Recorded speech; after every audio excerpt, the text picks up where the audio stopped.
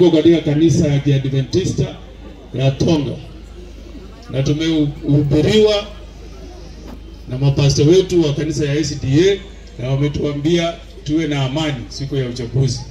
Na mimi naitwa Okongo Omogeni, mimi ndio senator wa kaunti ya Nyamira.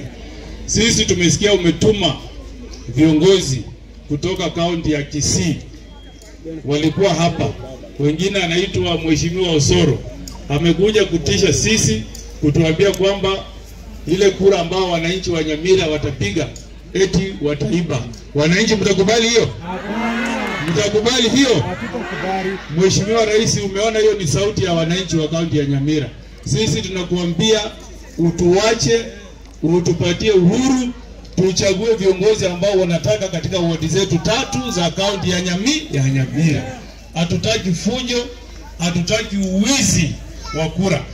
Ule mwizi ambao umepeleka, tumeona kwa gazeti, ambaye ameibia wananchi pesa ya hospitali kule Kenyatta National Hospital, wewe mpeleke kama ni huko Mbere, lakini uwizi hatutaki katika kaunti ya Nyamira. Hapa tuko pamoja. Na pia tunakuambia sisi hatutaki utuuzie siasa ya uongo.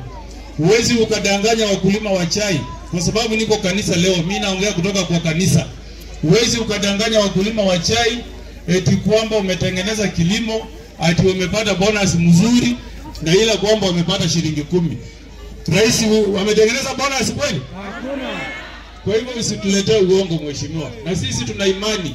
Tumeambiwa leo tuombe Mwenyezi Mungu, kama tunatafuta kiti ya urais, tunatafuta tukimweka Mungu wapi?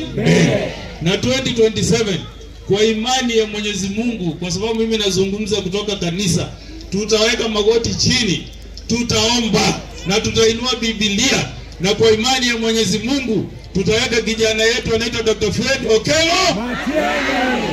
Hiyo ni sauti ya wananchi wa Nyamira. Wewe kama unaenda kuleta maneno mengine, wewe leta, lakini sisi tumeweka Mungu mbele, na tunajua kwamba 2027 wananchi wa Kenya watatusaidia, na tutaweka